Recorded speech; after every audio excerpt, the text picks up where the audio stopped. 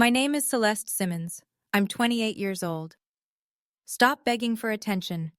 That's what my father said. In front of 43 guests, champagne in hand, the week I graduated valedictorian. That same week, my parents threw a party with catered food and a banner in the living room. None of it was for me. I left home that night. I didn't come back for 10 years. Then my sister, the golden child, the one the party was for, called me sobbing from a payphone at 1 in the morning. Broke, homeless, license revoked. What she confessed about our parents didn't just break my heart, it made my blood run cold. Before I go on, please take a moment to like and subscribe, but only if you genuinely connect with this story. Drop your city and local time in the comments. I'd love to know where you're watching from. Now let me take you back to June, 10 years ago, to a house on Maple Ridge Drive, the week my family fell apart. I grew up in a 4-bedroom house on Maple Ridge Drive, just outside Milwaukee, Wisconsin. The kind of street where everyone waves from their driveways and nobody locks their front doors. From the outside, we were the perfect family. Gerald and Diane Simmons. 2 daughters, 1 tidy lawn. My father managed a regional branch of an insurance company. He wore pressed khakis every day and shook hands like it was a sport. My mother was a homemaker, active in the church women's group, always the first to bring a casserole when someone got sick. She kept the house spotless. She kept appearances spotless, too. My older sister, Monica, was 2 years ahead of me. She was tall, outgoing, effortlessly charming. The kind of person who walked into a room and everyone turned.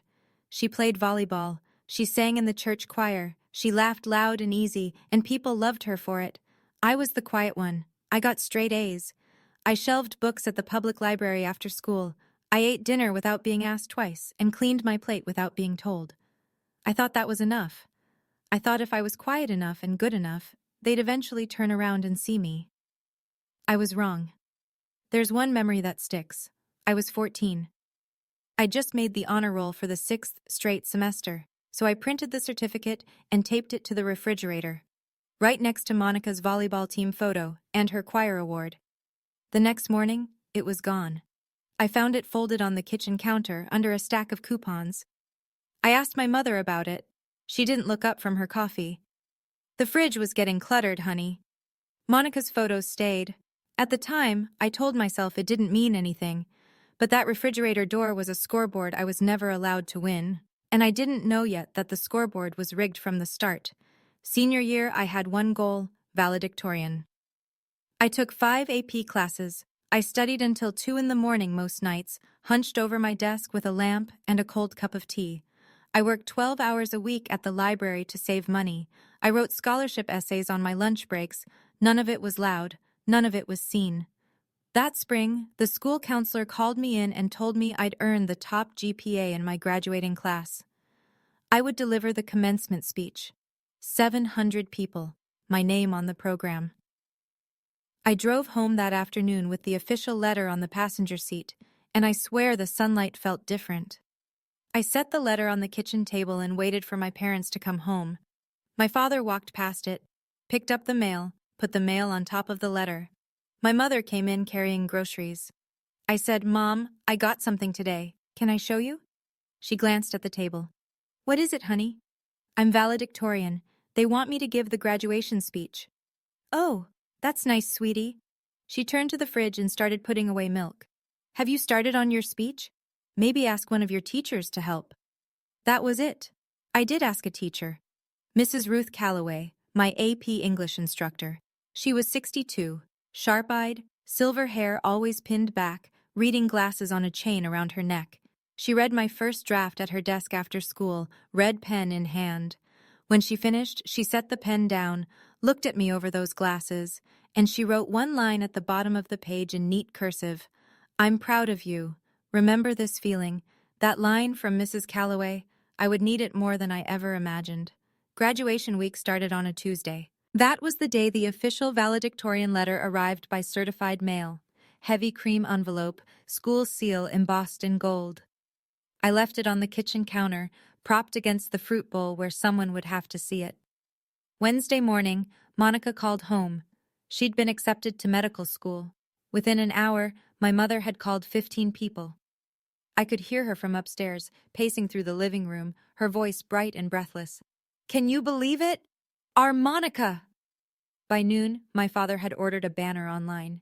White letters on navy blue. Future Dr. Simmons. By Friday, the caterer was booked. Saturday, the party. 43 guests packed into our backyard. Aunts, uncles, cousins, neighbors, friends from church. My father had rented a folding table for the desserts. My mother wore a new blouse. There were champagne flutes on every surface and a sheet cake with Monica's name written in lavender frosting. I came home from my library shift at 4 o'clock. I could hear the noise from the driveway. I sat in my car for a moment, my graduation gown folded in the back seat, and I told myself, just go in, be happy for her. Maybe someone will ask.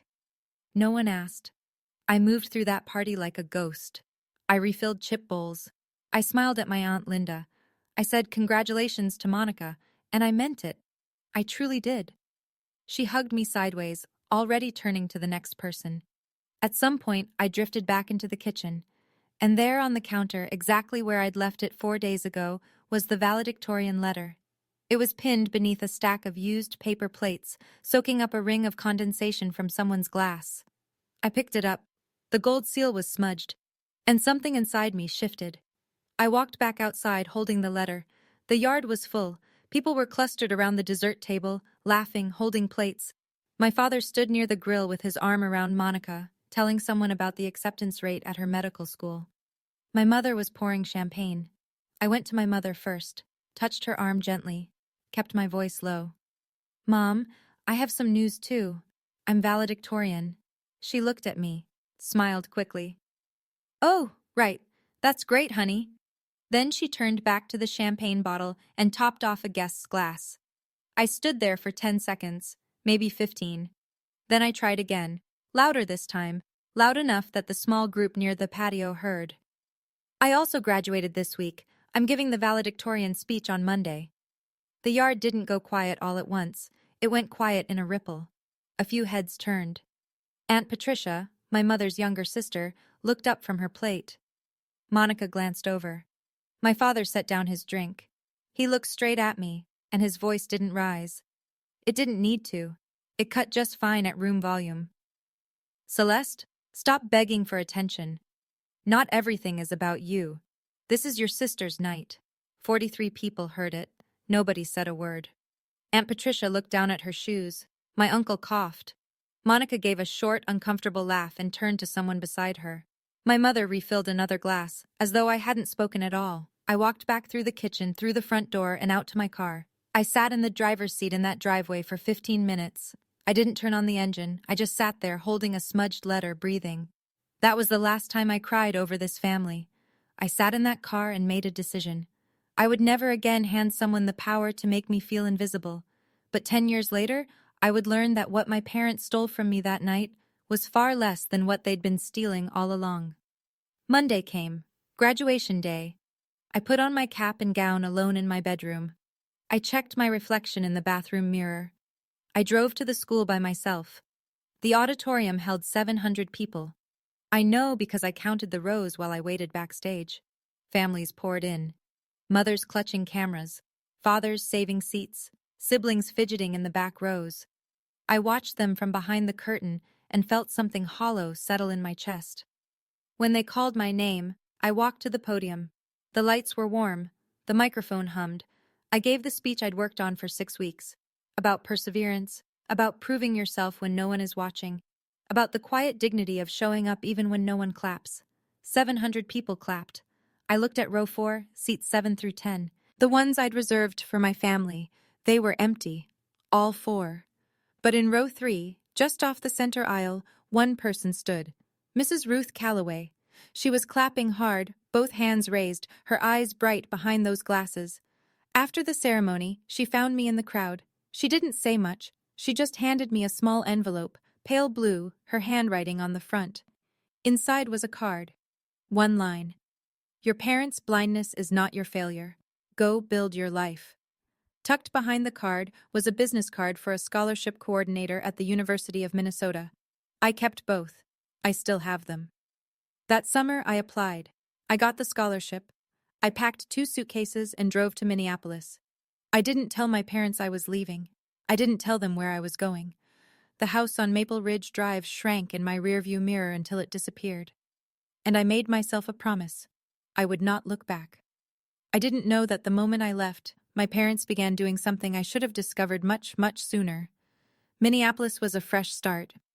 I moved into a shared apartment near campus with 2 roommates I found on a bulletin board. I worked part-time at a financial services office, filing, data entry, answering phones. I ate ramen 4 nights a week and counted every dollar.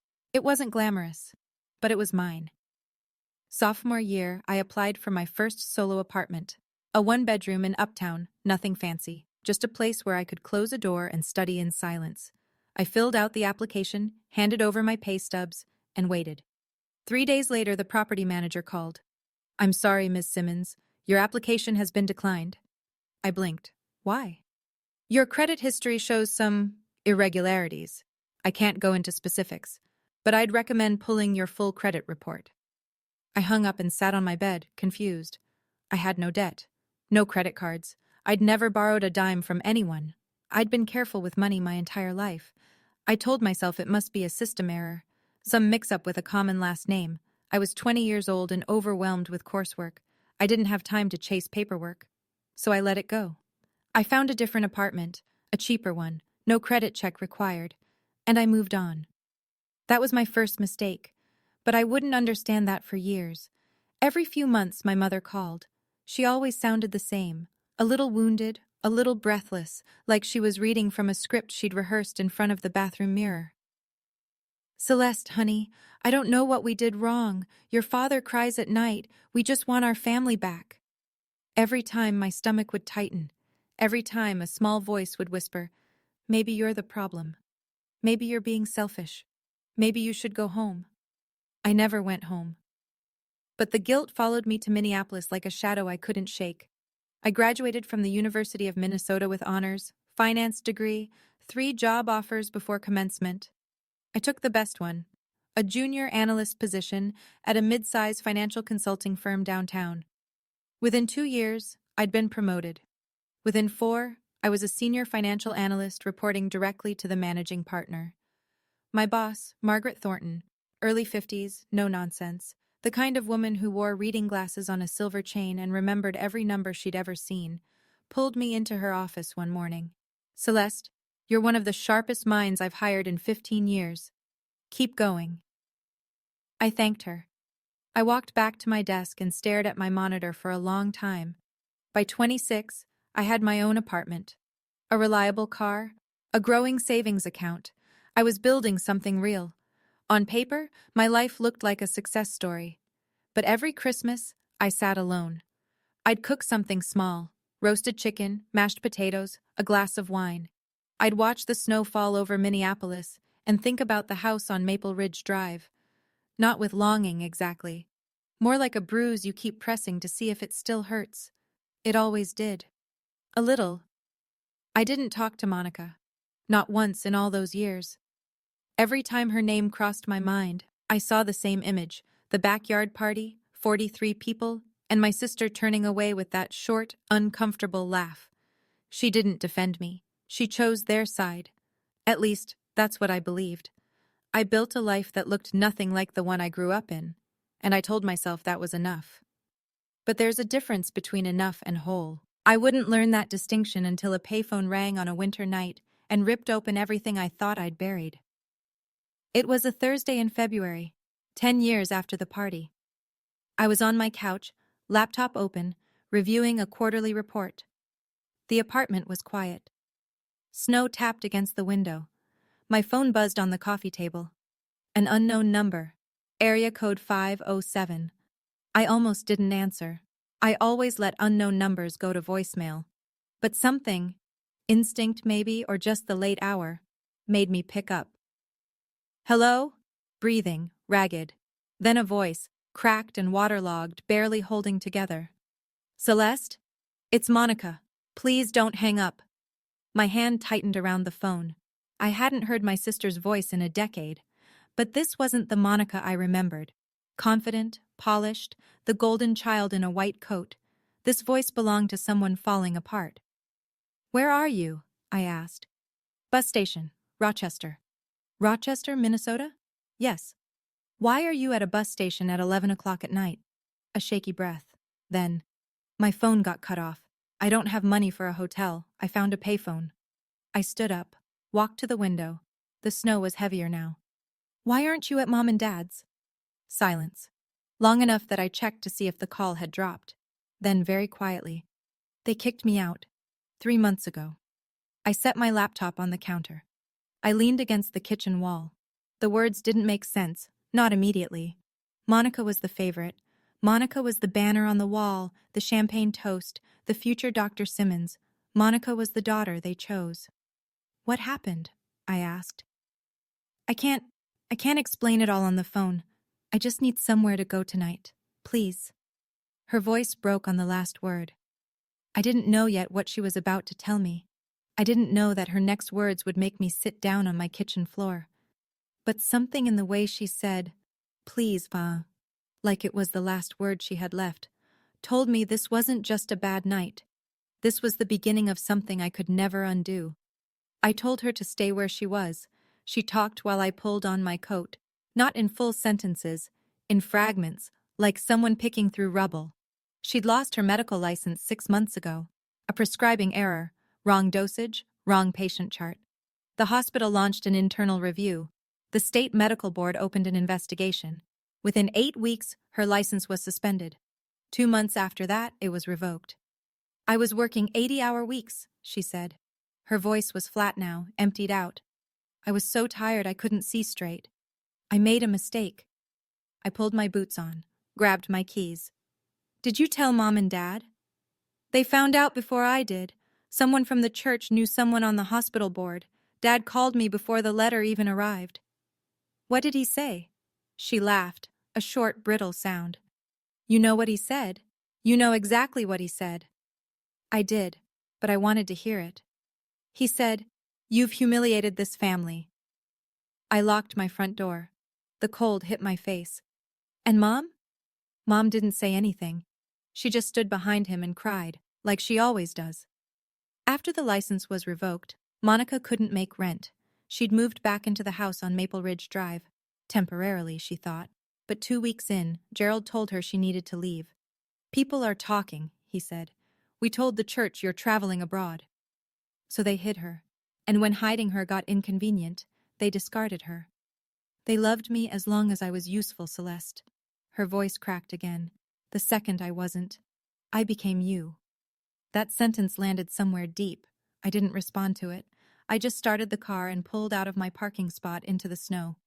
But that wasn't the worst thing Monica told me that night. She told me about the desk. When Gerald ordered her out, Monica packed what she could. On her last night in the house, she went into our father's home office, the one room we were never allowed to enter as kids. She was looking for her birth certificate. What she found was a manila folder at the back of the bottom drawer, behind old tax returns. It was full of printed emails, she said, between Mom and Dad, going back 12 years. I was on the highway now, snow streaking through my headlights, the wipers beating time. "What kind of emails?" "About us, Celeste, about keeping us apart." My grip tightened on the wheel. She read me fragments from memory. Dad to Mom, dated the year I left. "If they talk too much, they'll compare notes. We can't let that happen." Mom to Dad, 2 years later. "Tell Monica that Celeste didn't want to come for Christmas. I'll tell Celeste that Monica is too busy." Year after year, holiday after holiday, birthday after birthday. 2 separate lies, told in 2 separate directions, designed to keep 2 sisters from ever sitting in the same room long enough to realize the truth. 12 years, Monica whispered. 12 years they made me believe you didn't care about me, and they made you believe I looked down on you." The highway was empty, just my headlights in the snow. "They played us like chess pieces, Celeste, and we never even knew we were on the same board." I drove in silence for a full minute. Then I said, "Is there anything else in that folder?" Monica's voice changed. It got smaller, careful. "Yes, and it has to do with money." My hands were steady on the wheel, but my heart wasn't. "Okay, I need to pause here for a second. If you were in my shoes right now, driving through a snowstorm at midnight, hearing all of this from the sister you haven't spoken to in 10 years, what would you do? Would you keep listening, or would you hang up? Drop a 1 in the comments if you'd keep listening, or a 2 if you'd hang up. And if you haven't subscribed yet, now is the time, because what comes next changes everything. Monica told me about the other papers in the folder. Behind the emails, in a separate plastic sleeve, there were photocopies of credit card applications. 5 of them. 3 in my name, 2 in hers. Each one opened within months of our 18th birthdays. Each one signed in a handwriting that wasn't ours. I never opened a credit card in my life, Monica said.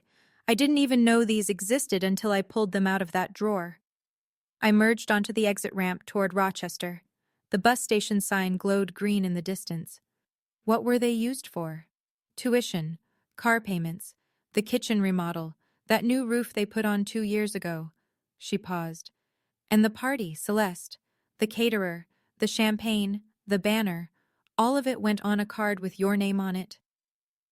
The total debt across all 5 accounts, over $110,000, split between 2 daughters who had never signed a single form. I thought about the apartment application. Sophomore year, the property manager's voice on the phone, "Your credit history shows some irregularities." I'd told myself it was a system error. I'd told myself it was nothing. It wasn't nothing. "That's why my credit was flagged," I said. Not a question. "Yes, that's why your credit was flagged." I pulled into the Rochester bus station parking lot.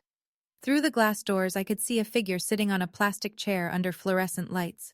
One small suitcase beside her, head bowed. I turned off the engine. The wipers stopped. The snow piled on the windshield. "Monica." "Yeah? Do you still have those papers?"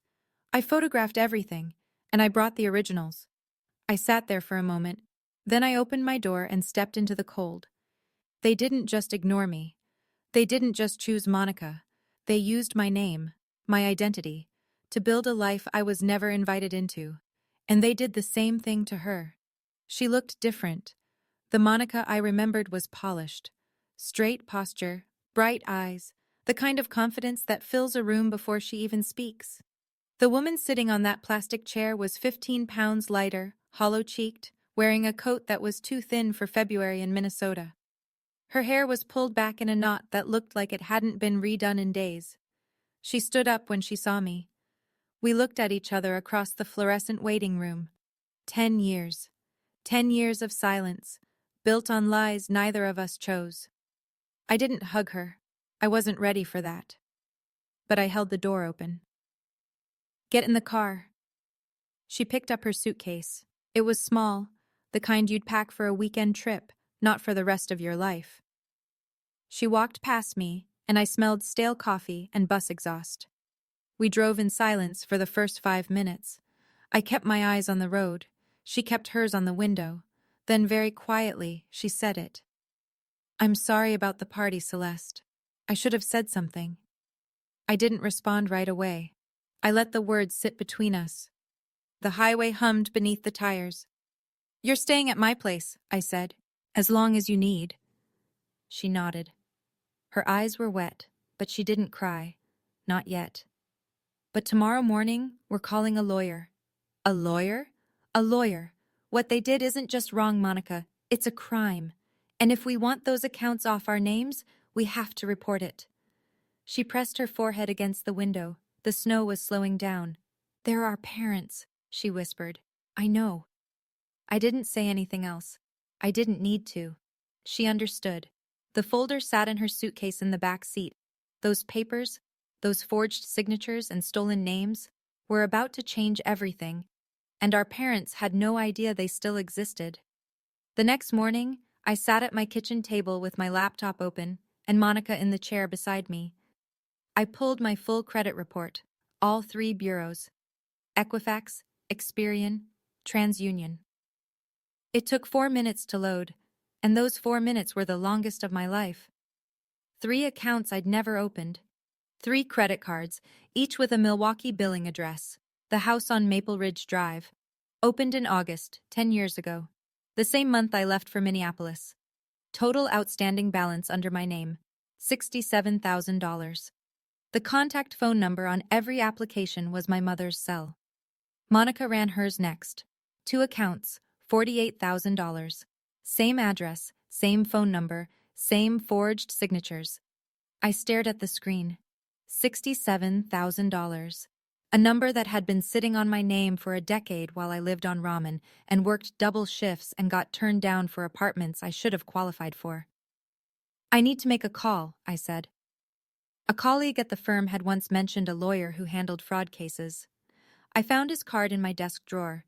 James Whitford, attorney at law, specializing in consumer fraud and identity theft. I called at 9 sharp. His assistant put me through in under a minute.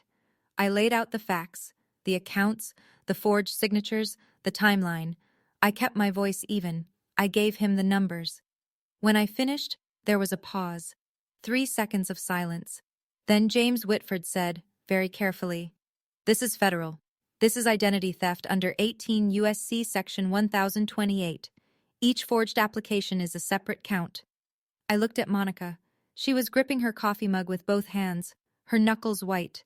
Whitford's next words were the ones I wasn't ready for. "If you want these debts removed from your credit, you'll need to file a formal report, an FTC identity theft affidavit, and a police report, and that means naming the perpetrators, your parents." 2 days later, my phone rang during lunch. Monica's name on the screen, which meant she was using the phone I'd lent her. She was calling from my apartment. Her voice was tight. "Dad just called. He doesn't know I'm here. He called your number because it's the one I answered last time." I set my fork down. "What did he say?" "He wants me to come home. He says Mom is sick." "Is she?" "She's not sick, Celeste. She has acid reflux. She's had it for 15 years. I almost smiled. Almost. He said something else. "What?" I had him on speaker.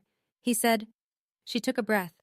He said, "Don't contact Celeste. That girl will only make things worse. She's always been jealous of you."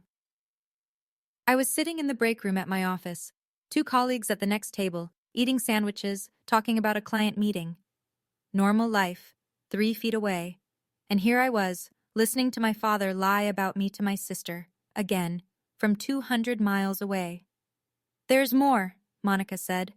"He told me if I don't come back, he'll call the police and report that I stole items from the house when I moved out." I set my jaw. "What items?" "He didn't say, but we both know what he's talking about. The folder, the emails, the credit card applications, the proof. Our father wasn't worried about stolen property. He was worried about stolen evidence. He just didn't know that Monica had already shown it to me. He didn't know that a lawyer had already seen it. And he had no idea that the documents he was trying to get back were the very things that could put him in a federal courtroom." "Don't call him back," I said. "Don't engage. Let Whitford handle it." I hung up and stared at my lunch. I wasn't hungry anymore. The next day, it was my mother's turn. I was at my desk when the call came in.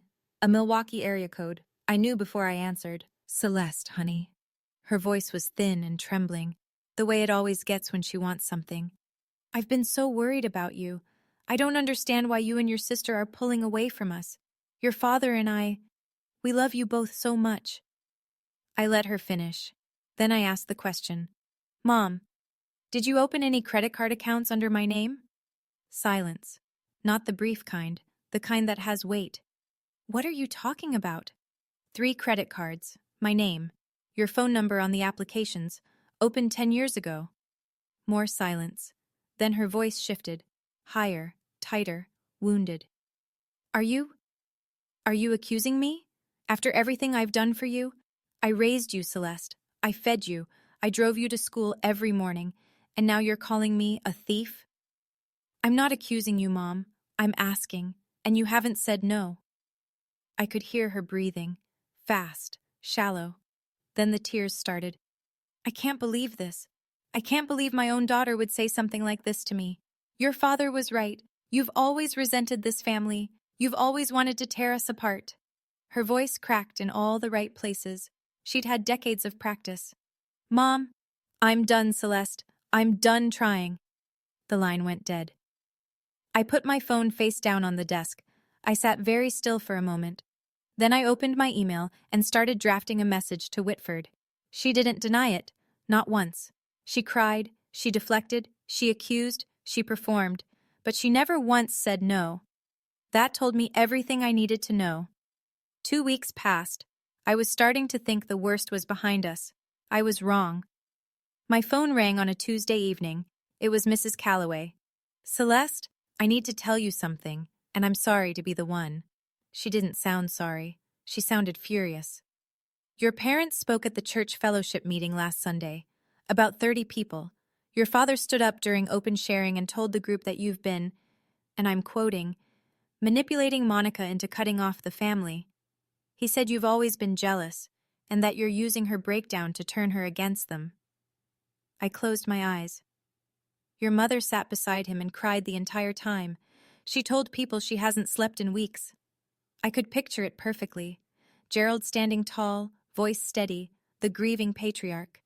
Diane beside him with her tissue, shoulders shaking on cue. The two of them performing Heartbreak for an audience of 30, the same way they'd performed A Perfect Family for 43 people at that backyard party a decade ago. "Some of the church members messaged me afterward," Ruth continued. "They wanted your contact information. To tell you, and I quote, 'You should be ashamed.'" 2 texts arrived while we were still on the phone. One from a woman I vaguely remembered from childhood Sunday school. "How dare you do this to your parents?" Another from a man I couldn't place. "Your mother is a saint. You're breaking her heart." Monica sat across the room reading over my shoulder. Neither of us spoke. Ruth's voice was steady now. "Celeste, I've known your parents for 20 years. I've also known you. The truth always surfaces. Don't let them rewrite your story." I nodded, even though she couldn't see me. Then I picked up my phone and called James Whitford. "I'm ready to file," I said. "All of it." "Are you certain? Once we file, there will be a federal investigation. Your parents will know." "I'm certain." "Let me ask you something. Have you ever had someone twist the truth about you to people you cared about? Have you ever been painted as the villain in your own story?" Type yes or no in the comments. And if this story is hitting close to home, share it with someone who needs to hear it right now. Because here's where things start to unravel for my parents. And they never saw it coming. James Whitford's office was on the 7th floor of a glass building in downtown Minneapolis. Clean lines, quiet. The kind of place where serious things happen without anyone raising their voice. Monica and I sat across from him at a long conference table. Between us, 3 credit reports, photocopies of 5 forged applications, a stack of printed emails, and a timeline I'd written by hand on a legal pad. Whitford spread the documents out. He studied each one, turning pages slowly, making notes in the margin with a silver pen. He didn't rush. "The credit card applications were signed by someone other than the account holders," he said. "The contact information on every form belongs to your mother. The billing address is your parents' home, and the charges correspond to tuition payments, vehicle purchases, and home renovations. Expenses your parents directly benefited from." He looked up. "This is identity theft under 18 U.S.C. Section 1028. Each fraudulent application is a separate federal offense. Combined with the forged signatures, we're also looking at fraud and potentially wire fraud, depending on how the applications were submitted." Monica shifted in her chair. I could feel her hesitation. I understood it. These weren't strangers we were talking about. These were the people who drove us to school, who sat at the head of the Thanksgiving table, who told us they loved us, even when they didn't mean it. "But if we want the debts removed," I said, "this is the only path." "Correct. The credit bureaus require either a police report or an FTC identity theft affidavit to initiate a dispute of this nature. There's no other mechanism." Whitford slid 2 affidavit forms across the table, one for me, one for Monica.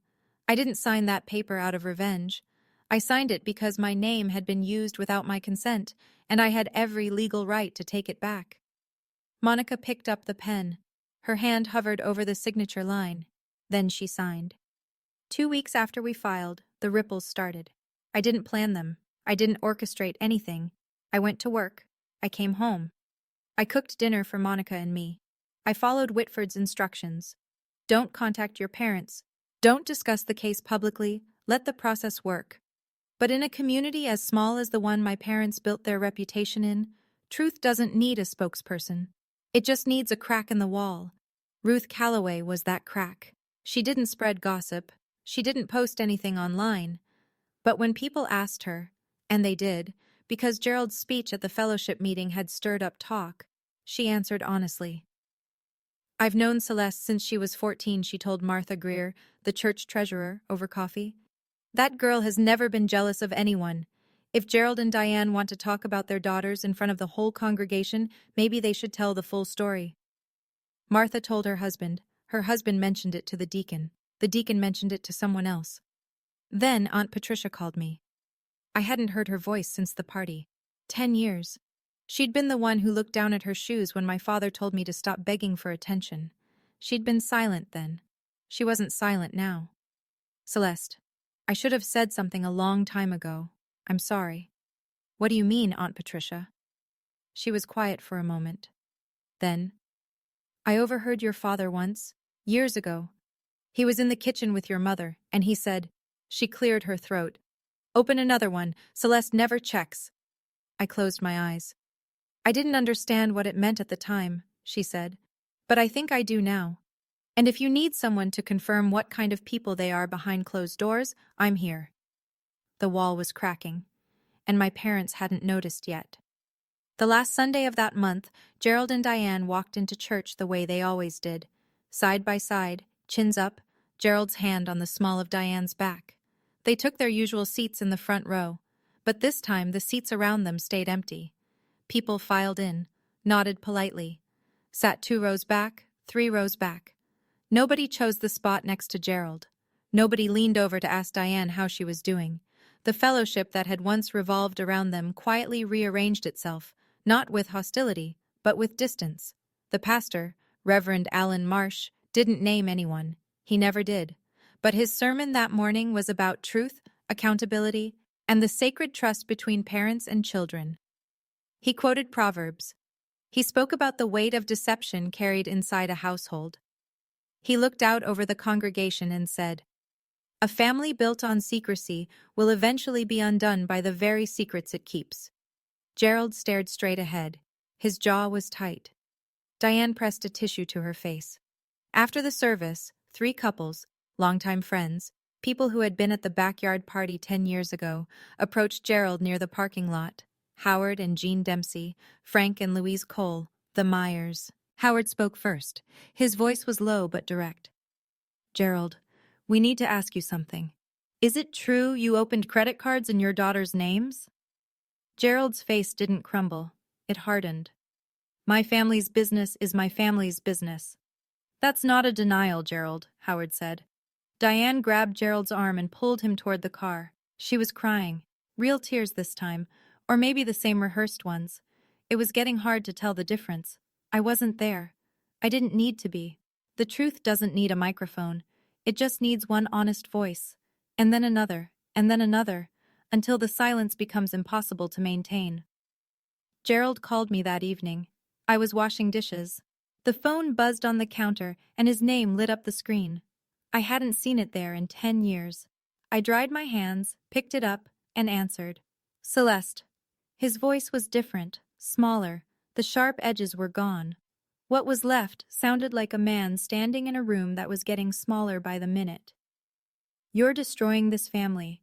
You need to withdraw the complaint. I turned off the faucet. I opened accounts under your name because I didn't have a choice, he said. All that money went to Monica's tuition, to this family. I did it for us. You didn't do it for us. You did it for the image of us. I'll pay it back, every cent. Just pull the report. You opened 3 credit cards under my name when I was 18. You forged my signature. You used my social security number. That's not a debt, Dad. That's a federal crime. His breathing got heavier. I could hear him pacing. Do you want to see your father go to prison? Is that what you want? I don't want anything from you. I want my name back. Celeste, you told me to stop begging for attention. Remember? At the party, in front of 43 people. So I stopped. I stopped asking for anything from you. And now I'm not asking. I'm filing. Silence. Then, very quietly, and this is the part I didn't expect. His voice cracked. Please, Celeste, I'm sorry. I know I was wrong, but don't send me to prison. I stood in my kitchen, phone to my ear, and I felt something I didn't anticipate. Not satisfaction, not triumph, something closer to grief. Dad, I'm not sending you to prison. You walked yourself there 10 years ago. I hung up. My hands were steady, but something in my chest was not. The weeks that followed were quiet in the way an aftermath is quiet. Not peaceful, but still. Whitford sent updates by email. The FTC had processed our affidavits. Milwaukee police had opened an investigative file. The credit bureaus had flagged all 5 fraudulent accounts and initiated formal disputes. The machinery of justice was turning, slowly and without drama, the way it's supposed to. I went to work every morning.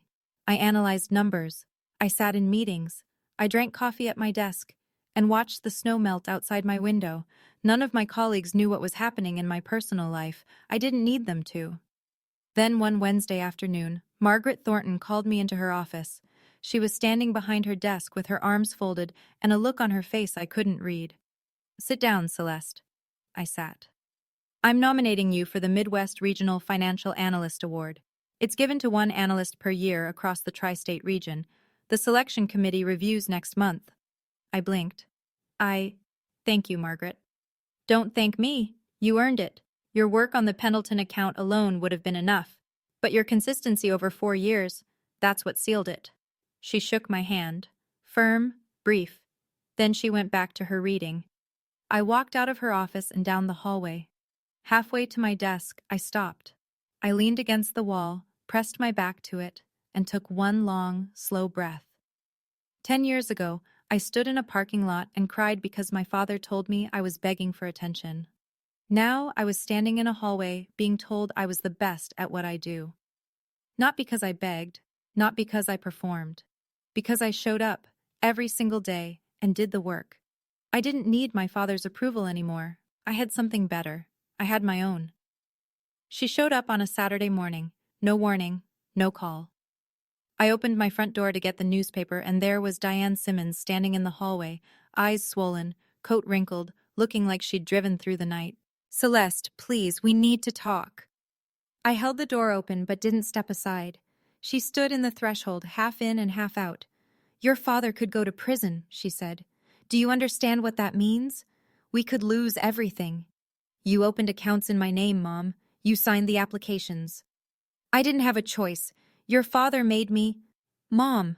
Monica's voice came from behind me. She stepped into the doorway, arms crossed. Diane's face changed. She hadn't known Monica was here.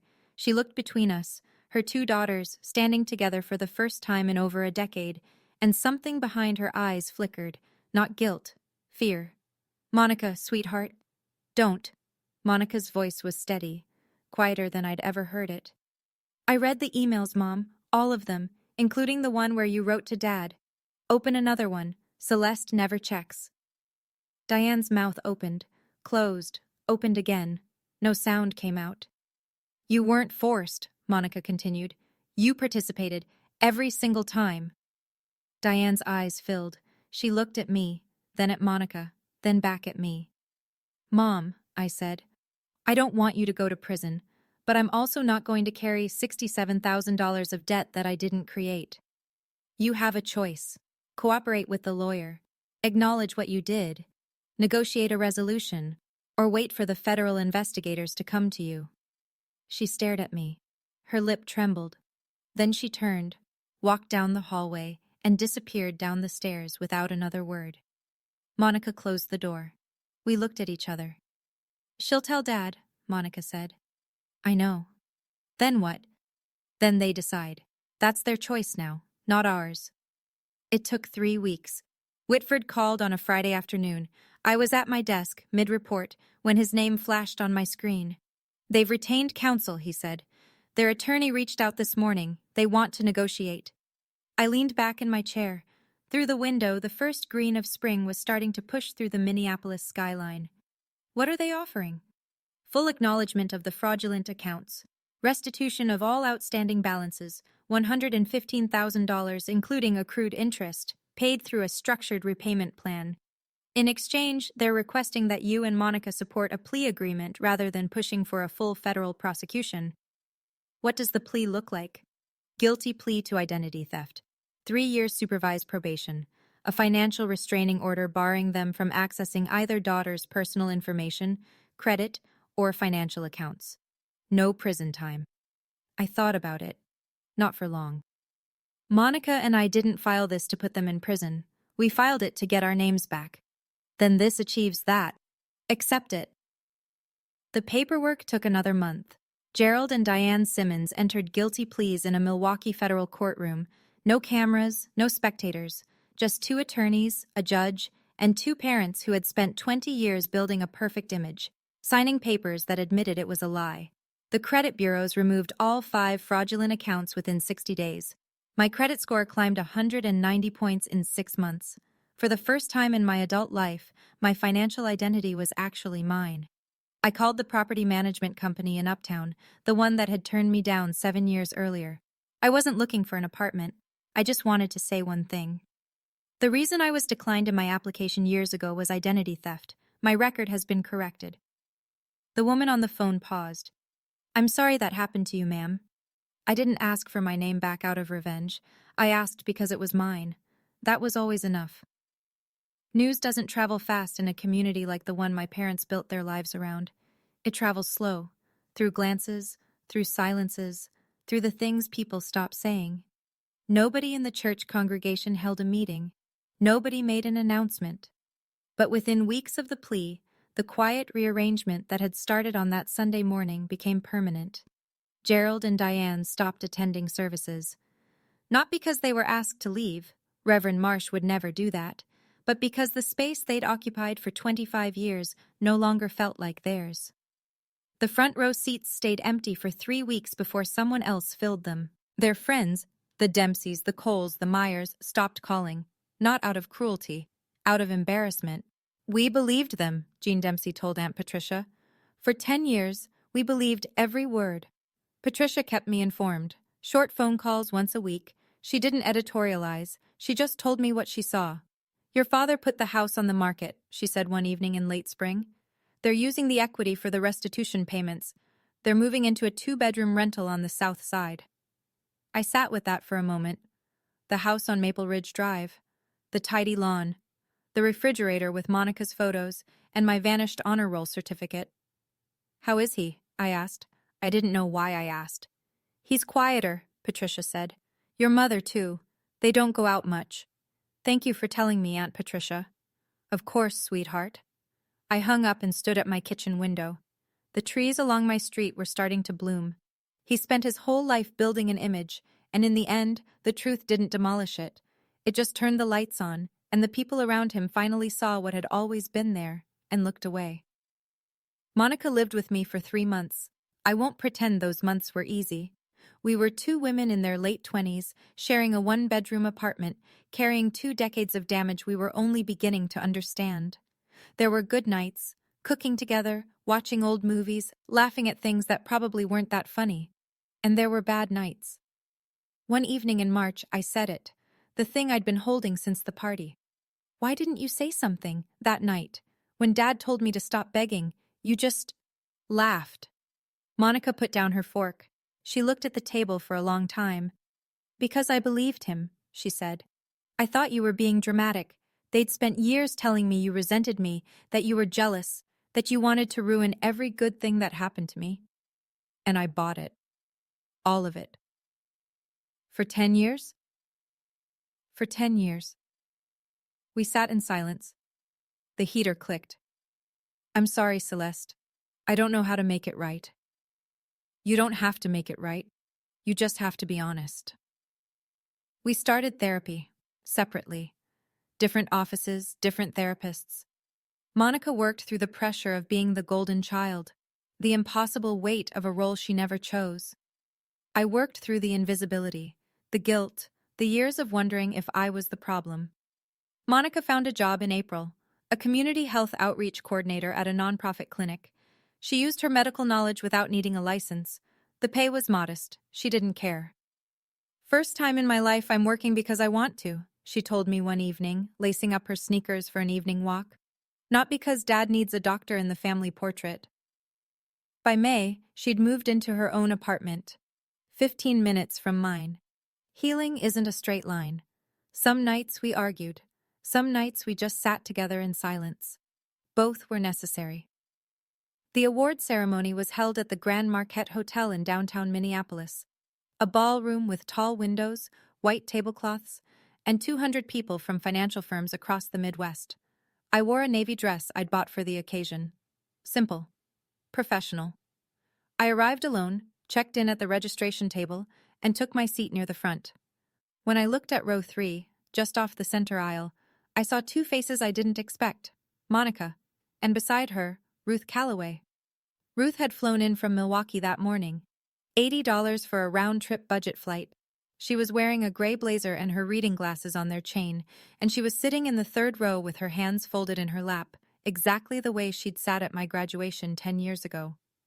My name was called at 8:15. I walked to the podium. The microphone hummed. The lights were warm. 200 people looked up at me. I kept my speech short. 10 years ago, someone told me I was begging for attention. I carried that sentence with me for a long time. Tonight, I'm not begging for anything. I'm standing here because I earned this, and I want to thank the people in this room, and a few who aren't, who saw that before I could. The room applauded. I looked at row 3. Monica was crying. Not the broken, ragged tears from the bus station. Clean, quiet tears, the kind that come when something lost is finally returned. And Ruth Calloway stood, both hands up, clapping hard, the same way she'd stood in that auditorium a decade ago when 700 people applauded and 4 chairs sat empty. After the ceremony, she found me by the coat check. She pulled me into a hug, brief, firm. "You see," she said, "I told you. Remember this feeling." The same woman who stood for me at 18 stood for me at 28. But this time, she wasn't alone. 6 months after the ceremony, a letter arrived.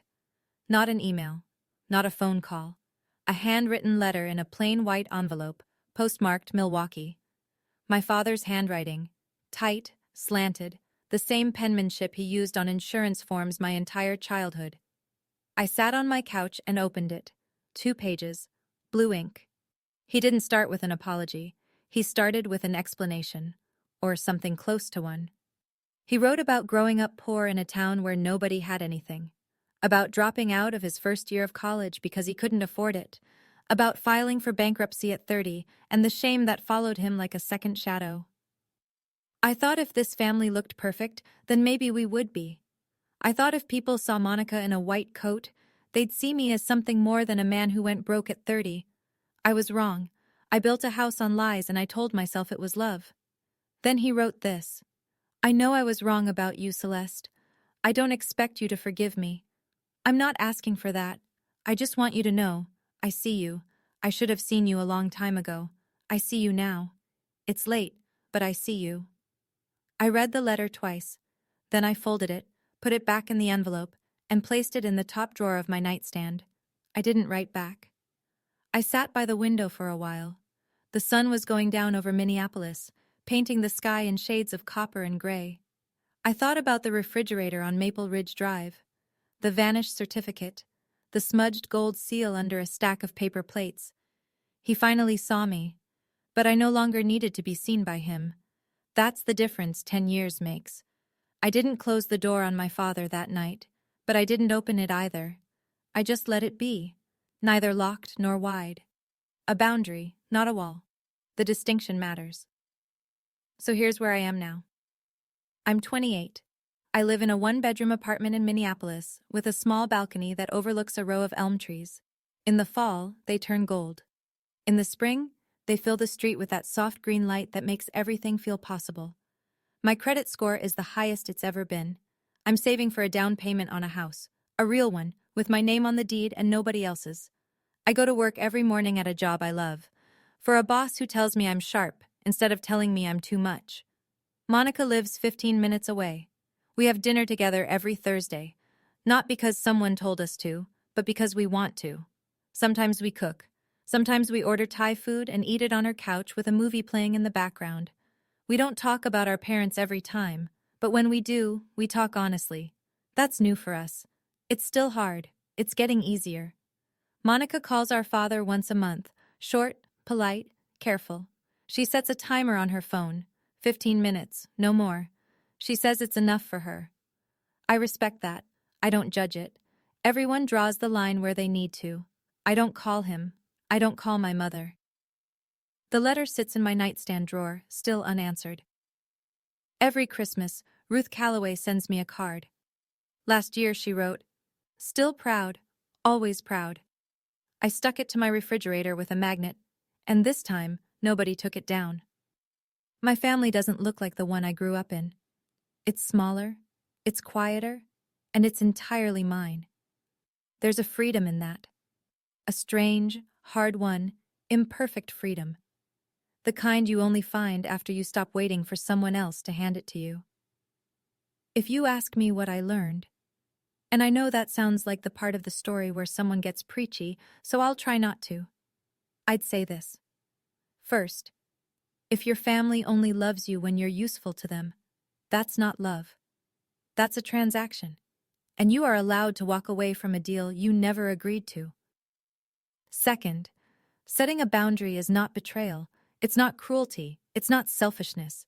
It is the most basic act of self-respect a person can perform, saying, "This is where I end and where you begin."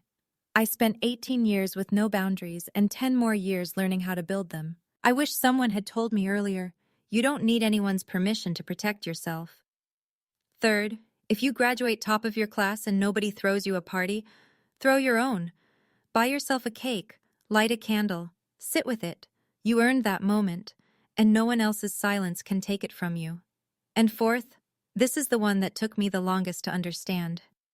If someone tells you stop begging for attention when you're sharing something you're proud of, the problem is not that you're too much. The problem is that they are offering too little. And that gap is not yours to fix. I'm not telling you what to do with your family. I don't know your story. I don't know your parents, your siblings, your history. But I know this. The people who are supposed to love you should not be the ones who make you feel invisible. And if they do, you are not obligated to stay in the room. Setting a boundary is not abandoning your family, it's refusing to abandon yourself. That's what I learned, the hard way, over 10 years, and I'd do it all again. I started this story with a girl, 18 years old, sitting in a parked car in her parents' driveway, holding a smudged letter, crying in the dark while 43 people laughed and clinked glasses in the backyard behind her. I'm 28 now. I don't cry over them anymore. Not because I don't feel anything.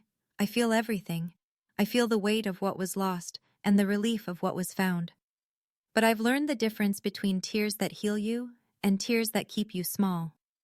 I don't waste mine on people who never earned them. My father told me I was begging for attention. He was wrong. I wasn't begging for attention. I was asking to be seen by the people who were supposed to see me first. And when they refused, I learned to see myself. That's not a Hollywood ending. There's no dramatic courtroom scene, no tearful family reunion on a porch somewhere. Some stories don't end with a hug. Some stories end with a woman standing in her own apartment, hanging a card on her own refrigerator, and knowing, for the first time, that she's enough. If you're out there right now, and you're the one your family forgot, the quiet one, the good one, the one who did everything right and still got overlooked, I see you. Your story matters. Don't let anyone tell you otherwise. Dad said I was begging for attention. He was wrong. I was asking to be seen. And now I see myself. Thank you for staying until the end. If this story meant something to you, drop a comment and tell me. What boundary did you set that changed your life? I read every single one. If you want more stories like this, hit that subscribe button and check the description for our latest video. And remember, you don't need anyone's permission to be proud of who you are. I'll see you in the next one.